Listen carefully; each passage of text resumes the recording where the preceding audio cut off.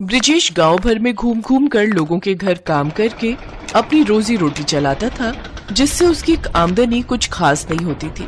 लेकिन अब पिछले कई दिनों से ब्रिजेश को कभी कभार ही काम मिल पाता था, जिससे उनके घर पैसों की और भी तंगी होने लगी। ऐसे ही एक रोज सुधा ब्रिजेश से, सुनिए जी, घर में अन्न का एक दाना भी नहीं है और मेरे पास जो थोड़ी बहुत बचत थी वो भी खत्म हो चुकी है। अब आप कहीं से पैसे ले आइए ताकि हम थोड़ा राशन ला सके। तुम तो जानती हो ना सुधा, आजकल काम मिलना कितना मुश्किल हो गया है। कभी कभार ही काम मिल पाता है अब तो बस। आप परेशान क्यों होते हो जी? बस ऐसा सोचिए कि भगवान हमारी परीक्षा ले रहा है, देखना एक दिन वो सब ठीक कर देगा। तुम बिल्कुल ठीक कहती हो सुधा। अच्छा, मैं कुछ काम ढूंढने के लिए जाता हूँ। ब्रिजेश बाहर जा ही रहा होता है कि तभी एक बड़ी सी कार उनके दरवाजे के सामने आकर रुकती है, जिसमें से एक औरत हाथ में साल भर का बच्चा लिए अपने पति के साथ कार से उतरती है। कार की आवाज से सुधा भी बाहर आ जाती है। सुधा देखती है तो सामने उसकी बड़ी बहन निहारिका खड़ी होती है। निहारिका दीदी, आप यहाँ? सब ठीक तो है ना? नहीं सुधा, कुछ भी ठीक नहीं है। दरअसल मुन्ने की तबीयत पिछले 1 महीने से बिल्कुल भी ठीक नहीं है। शहर के बड़े से बड़े डॉक्टर को दिखा लिया, लेकिन सबका एक ही कहना है कि वंश को कुछ दिन के लिए गांव के खुले वातावरण और ताजी हवा में रखना होगा, तभी ये पूरी तरह ठीक हो पाएगा। हाँ सुधा, और हमारे सभी रिश्तेदारों में एक तुम ही हो जो गांव में रहती हो, इसीलिए हमें सीधा तुम्हारा ख्याल आया। अगर हम कुछ दिन मुन्ने के साथ यहीं पर रहें तो तुम्हें इससे कोई आपत्ति तो नहीं होगी ना? नहीं दीदी जीजा जी, आप कैसी बातें कर रहे हैं? आप जब तक चाहो यहाँ रह सकते हो। अरे ये भी तो आपका ही घर है। हाँ भाई साहब, जब तक मुन्ना पूरी तरह से ठीक नहीं हो जाता तब तक आप हमारे साथ ही रहिए। देखिए, मैंने आपसे कहा था ना, सुधा और ब्रिजेश को हमारे आने से कोई परेशानी नहीं होगी। आप तो खामखा ही परेशान हो रहे थे। सुधा उन्हें घर के अंदर ले जाती है, फिर पड़ोस में से चीनी और थोड़ा दूध मांग कर लाती है और उनके लिए चाय बनाती है। फिर ब्रिजेश से गांव के जमींदार से कुछ पैसे उधार लेकर राशन लाने के लिए कहती है। ब्रिजेश ज्यादा ब्याज पर जमींदार से कुछ पैसे उधार ले आता है, फिर उनसे राशन ले आता है। सुधा सबके लिए खाना बनाती है, फिर अपनी दीदी और जीजा को पेट भर खाने के लिए देती है, जबकि खुद दोनों पति पत्नी आधा पेट ही खाते हैं ताकि राशन ज्यादा दिन तक चल सके। फिर आधी रात होते ही मुन्ना जोर जोर से रोने लगता है। चुप हो जा मुन्ना, चुप हो जा, चुप हो जा, चुप हो जा। ओफो निहारिका, क्या हुआ? मुन्ना इतना रो क्यों रहा है? लगता है इसे दूध पीना है। वो क्या है ना, इसे दूध पीकर सोने की आदत है। हाँ, बच्चों के लिए दूध तो बहुत जरूरी है। सुधा, तुम्हें ध्यान रखना चाहिए था ना। अरे इसमें सुधा की कोई गलती नहीं है, मुझे लगा था कि इसका पेट भर गया है। खैर सुधा, जरा मुन्ना के लिए दूध ले आना। लेकिन दूध तो घर में नहीं है दीदी, शाम को चाय बनाई थी उसी में खत्म हो गया था।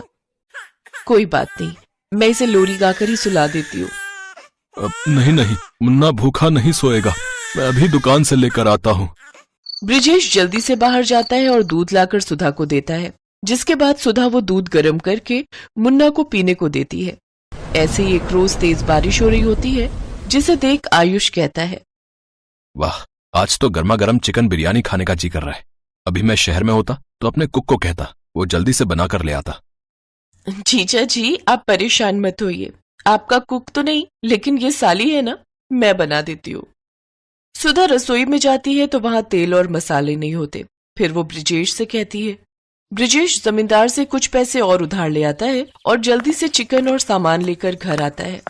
फिर सुधा चिकन बिरयानी बनाकर सबको खाने के लिए देती है। 3 दिन बाद वो जमींदार उनके घर पहुंच जाता है।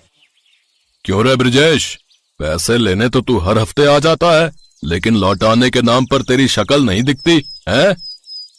जमींदार साहब, मैंने कहा तो था आपको, आपके पैसे लौटा दूंगा, फिर यूं घर पर आए मेहमानों के सामने तमाशा करने की क्या जरूरत है? अच्छा, अपने मेहमानों को कर्जे पे लिए हुए पैसों से जब तू खाना खिला रहा है, मुर्गियां खिला रहा है, तब तेरी इज्जत कम ना होती? चलो रे, इसका सामान उठाकर बाहर फेंको। तभी आयुष कहता है, ठहरो, कितने पैसे हैं तुम्हारे? 20,000। लो, ये लो 30,000, और आज के बाद यहां दिखने भी नहीं चाहिए, समझे? जमींदार पैसे लेकर वहां से चला जाता है। फिर आयुष ब्रिजेश से कहता है, ये क्या है सुधा? ब्रिजेश, तुम्हारे साथ इतना कुछ हो गया, और तुमने हमें बताना भी जरूरी नहीं समझा। हाँ सुधा, क्या मैं तुम्हारी बहन नहीं?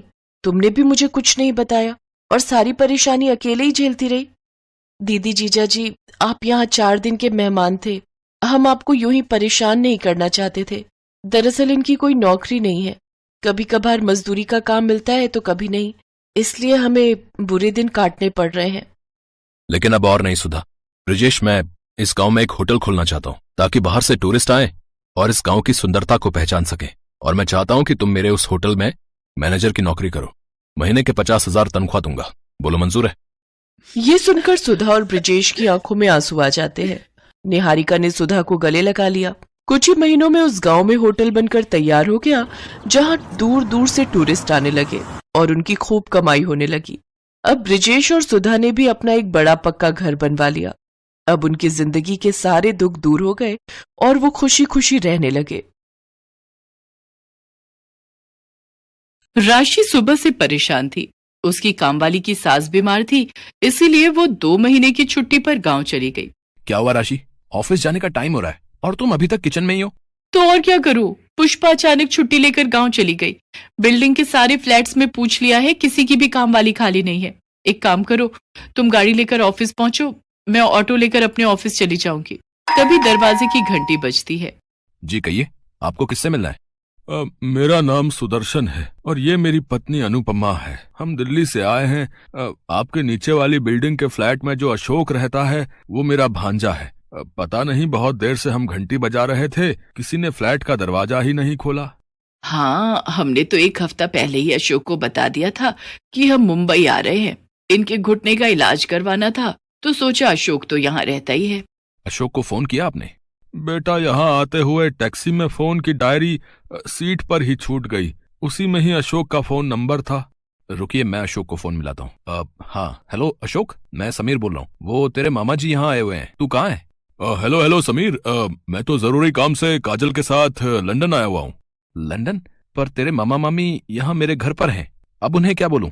एक काम कर यार, मेरी थोड़ी मदद कर दे। मैं 2-3 दिन में जैसे ही काम खत्म होता है वापस लौट आऊंगा। तब तक तू मामा मामी को अपने घर पर ही रख ले यार, तू मेरा दोस्त है ना।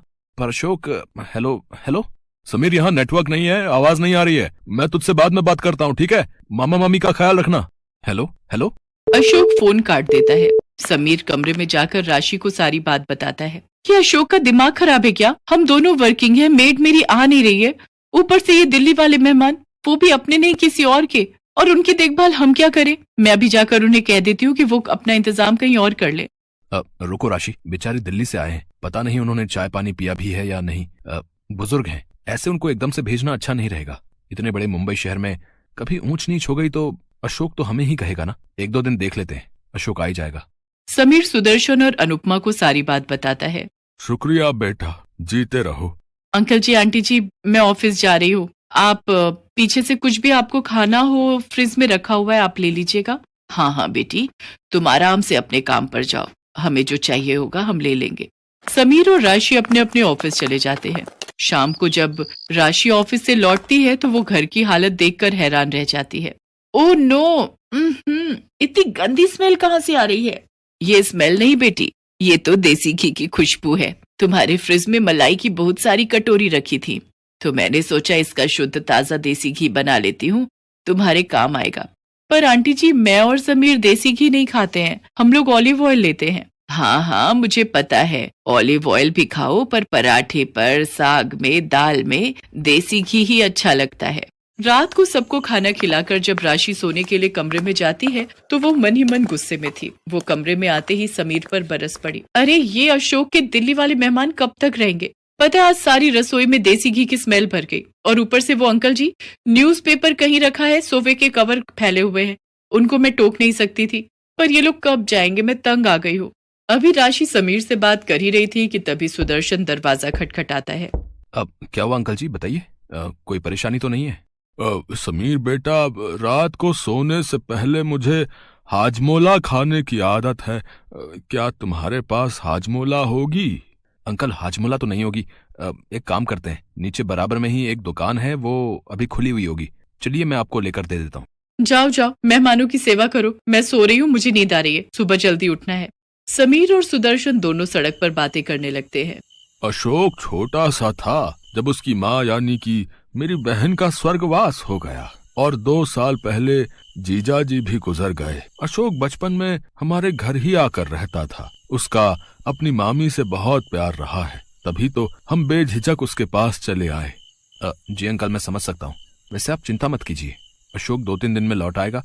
अगर आप कहें तो आपके घुटनों को दिखाने के लिए डॉक्टर के पास मैं अपॉइंटमेंट ले लेता हूँ।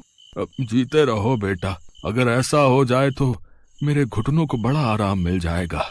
मैं तो थोड़ा इसलिए टहल लेता हूँ कि हाथ पैर चलते रहने चाहिए।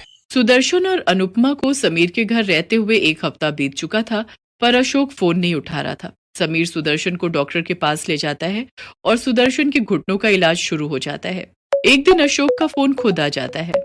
अरे अशोक, कहाँ था तू? इतने दिन से मैं तुझे फोन मिला रहा हूँ। तेरे पास मामा जी के सारे एक्सरे रिपोर्ट और डॉक्टर की रिपोर्ट जो उन्होंने तुझे दिल्ली में दी थी, तेरे फोन में उसकी फोटो होगी, पर तूने मेरा फोन नहीं उठाया। अब मैंने डॉक्टर से दोबारा इलाज शुरू करवाया है, पर तू कब आ रहा है? कुछ बता तो सही, क्योंकि डॉक्टर ने मामा जी को 15 दिन और यहाँ रुकने की बात कही है। उन्हें कुछ एक्सरसाइज बताएगा डॉक्टर। सॉरी यार, मैं यहाँ पर बहुत फंस गया हूँ। मेरा काम ही खत्म नहीं हो रहा है। मुझे अभी कम से कम 10 दिन और लगेंगे यार। प्लीज तू यार किसी तरह से ना मामा जी और मामी जी को अपने पास रख ले। अगर तू कहे तो मैं खर्चे के पैसे भेज देता हूँ। नहीं, ऐसी कोई बात नहीं है। चल मैं देखता हूँ, ठीक है। समीर आखिर क्या करता? वो मजबूर था। वो मामा जी को अपने घर से जाने के लिए नहीं कह सकता था। वो जानता था कि वो बुजुर्ग दंपत्ति किस परेशानी से गुजर रहे हैं। एक दिन जब राशि गुस्से में समीर पर बरस रही थी, तो अनुपमा चुपके से उनकी बातें सुन लेती है। तुम्हें पता भी है समीर, उन लोगों के आने से घर खर्च कितना बढ़ गया है। पहले मेरी और तुम्हारी सैलरी में से कितने पैसे बच जाते थे, पर अब देखो, गर्मी के दिन है, एयर कंडीशनर का भी बिल डबल आ रहा है। रसोई में भी गैस चूल्हे का बिल पहले कितना कम आता था, ऊपर से इस फ्लैट का किराया। अरे धीरे बोलो राशि, अंकल आंटी बाहर ड्राइंग रूम में बैठे हैं, उन तक हमारी आवाज ना पहुंच जाए। अरे अच्छा नहीं लगता है। कोई बात नहीं, थोड़े दिनों की तो बात है। अशोक लौट आएगा, वो बोल रहा है। आज ही मेरी उससे बात हुई है, वो 10 दिन बाद वापस लौट रहा है। अनुपमा जाकर सारी बात सुदर्शन को बताती है। वो दोनों समीर और राशि की मजबूरी को समझ गए थे। सुदर्शन उसी शाम बाजार जाकर राशन का बहुत सारा सामान, खाने पीने की चीजें, फल सब्जियां सब खरीद लाता है। अनुपमा उस रात बढ़िया बढ़िया खाने के व्यंजन बनाती है। जब राशि और समीर घर लौटते हैं तो घर का तो पूरा नक्शा ही बदला हुआ था। राशि थकी हुई रसोई में खाना बनाने जा रही थी। वो देखती है रसोई में तो दाल, सब्जी, रोटी, चावल सब कुछ तैयार था। वो देखकर हैरान रह जाती है। समीर बेटा, राशि, तुम दोनों जल्दी से हाथ मुंह धो लो, फिर हम सब मिलकर खाना खाएंगे। और तुम्हारे अंकल जी ये कुछ सामान लाए थे, मुझे बता देना राशि बिटिया, ये सब सामान कहाँ रखना है। अरे अंकल, इतना सारा सामान लाने की क्या जरूरत थी? कोई बात नहीं बेटा, तुम भी तो मेरे अपने अशोक जैसे ही हो। उस दिन से राशि और समीर मानो सुदर्शन और अनुपमा से इस तरह घुल मिल गए जैसे कि वो उनके लिए पराए नहीं सके ही हो। कुछ दिन तक अशोक वापस नहीं लौटा, पर समीर और राशि को अब इस बात की कोई परवाह नहीं थी। वो दोनों सुदर्शन और अनुपमा के आने से बहुत खुश थे। और एक दिन सुदर्शन और अनुपमा जब दिल्ली वापस जाने लगे तो अशोक लौट आया। समीर बेटा, राशि बिटिया, तुम दोनों ने हमें अपनों से भी बढ़कर प्यार दिया, ये बात हम कभी नहीं भूलेंगे। जाने से पहले हम तुम्हें कुछ देना चाहते हैं, इसे बड़ों का आशीर्वाद समझकर रख लेना, मना मत करना बच्चों। अंकल, ये चाबियां कैसी? मैं कुछ समझा नहीं। समीर बेटा, ये हमारे मुंबई वाले फ्लैट की चाबियां हैं। हम उस फ्लैट में नहीं रहते, हम दिल्ली रहते हैं, इसलिए यहाँ का फ्लैट बंद रहता है। अशोक के पास हमारा आना कभी नहीं हुआ, इसलिए हम कभी उस फ्लैट में जा ही नहीं पाए। अब से ये फ्लैट तुम दोनों का है। हम जानते हैं तुम यहाँ इस फ्लैट में किराए पर रहते हो, अब तुम्हें किराए पर रहने की कोई जरूरत नहीं है। हाँ समीर बेटा, हम दोनों बूढ़े बुढ़िया 2 फ्लैट लेकर क्या करेंगे? हम शुरू से दिल्ली रह रहे हैं, आज से तुम दोनों वहां रहना और हंसी खुशी उस फ्लैट में गृह प्रवेश करो। पर मामा जी, वो फ्लैट तो आपने मुझे देने के लिए कहा था। चलिए मामा जी, मामी जी, आपकी फ्लाइट का टाइम हो रहा है। चलो राशि, हम मामा जी और मामी जी को छोड़ने चलते हैं। राशि और समीर सुदर्शन और अनुपमा को छोड़ने एयरपोर्ट चले जाते हैं और अशोक उन्हें जाते हुए देखता रहता है। वो जानता था कि वो कहाँ गलत था।